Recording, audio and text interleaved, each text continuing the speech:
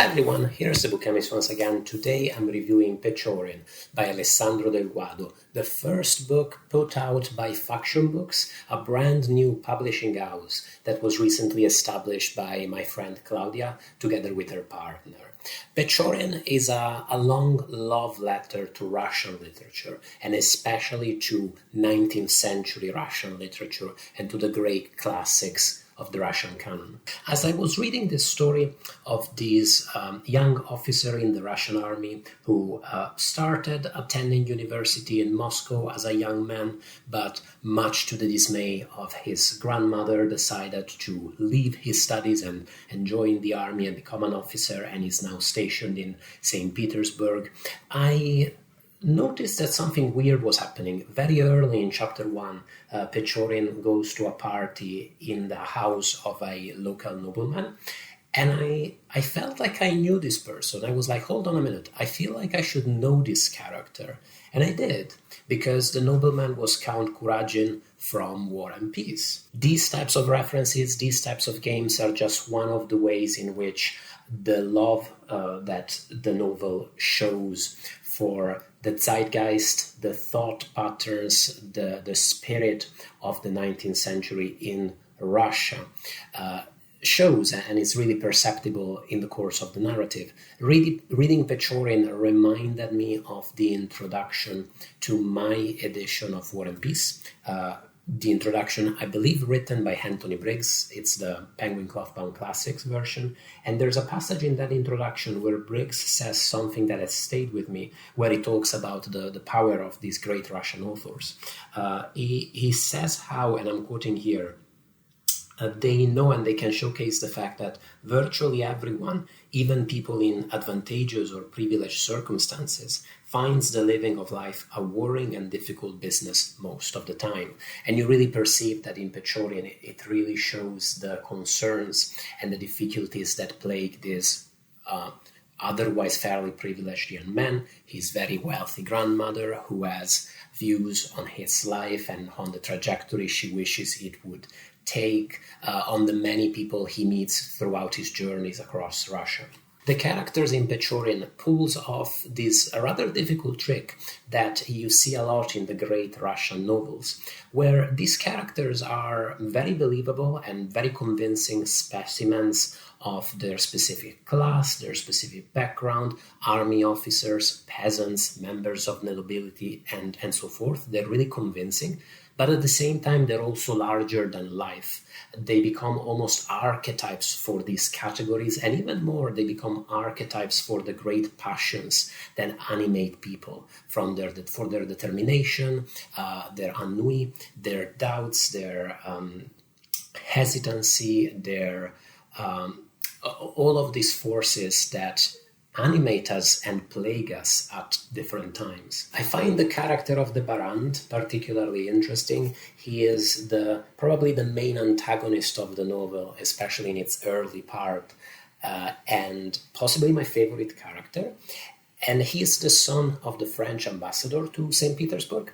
He spends his day gambling his fortune away with other spoiled young men across St. Petersburg, and he hates the fact that he's stuck in Russia, which he sees as a backwater. He wishes he were back in Paris. He thinks his real life is there, and he is ready to do anything to go back to Paris and resume his life.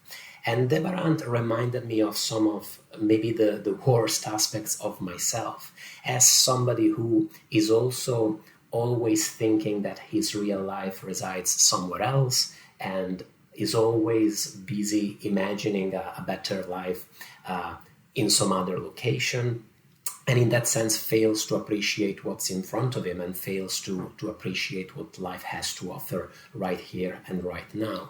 And I think it's quite something when a novel manages to present you with an unpalatable character and still manages to make you identify with some of his traits and shows you the humanity in this character.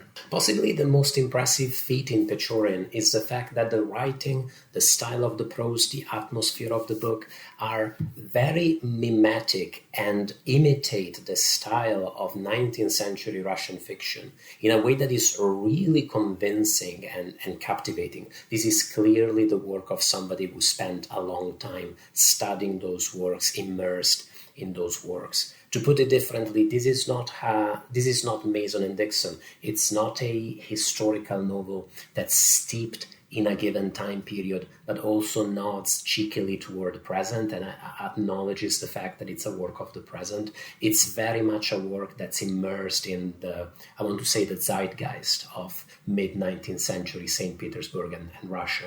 Really, if I had to compare this to another work of art, it would be some albums of dungeon synth, a music genre that I actually like quite a lot, that uses synthesizers to imitate medieval music, fantasy music, and creates these melodies and compositions that exist completely outside the realm of popular electronic music and create this very archaic, very self-contained feel. Some works of, call it neoclassical dark wave, the albums by That Can Dance do a bit of the same. They create songs that almost feel like alternate folk songs or classical compositions, medieval compositions once again. And they're just disconnected with current trends in, once again, pop music. In many ways, I was surprised that the novel was able to continue this type of mimetic immersion for so long, considering its subject matter. This is, after all, an English book about Russia, which is very much concerned with Russian identity, Russian culture, how the Russian landscape is connected to the character, to the behavior of the people living there. It's a book about all of these things which came out at a time where relations between the English-speaking world and Russia are very complicated, to say the least. Even more specifically, it's a book about a Russian officer in the Russian army engaged in military activities on the empire's southern border, but I don't think that this book engaged with contemporary issues, with what's going on in the world. It might be that it was written at a time before these things became a reality, or it might just be that it exists outside of these concerns, and it's engaged it's just part of a different conversation. Again, it's conversing with those great works of Russian literature, and it's concerned with different topics, different ideas. But it still offered a bit of a disconnect to read of all these events, to read of all of these things. Let me put it differently. Whenever you talk about historical fiction, there's always that debate that comes up of whether you can ever really write a truly historical novel. The idea there is that whenever you write historical fiction, you're never really talking about the historical period you're focusing on. You're only ever talking about the present. If I wrote a novel about the French Revolution today, it wouldn't really be about the French Revolution because I didn't grow up in the world of late 18th century France. The concerns and worldview of those people are not mine. It would inevitably be a book about the concerns of my contemporaries, about the world I grew up in.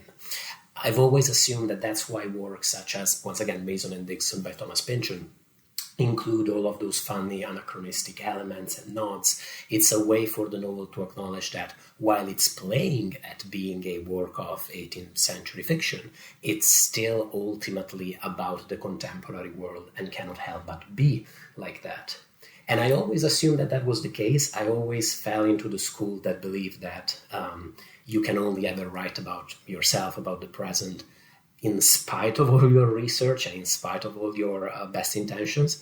Pechorin is perhaps the first book I've read that convinces me that maybe you can do something else. Maybe you can actually write a book that is completely immersed in a different historical period and has no strong connections to the concerns of the present. As I understand it, this is a rewriting of a book called A Hero of Our Time by Lermontov, a novel that, by the way, I haven't read.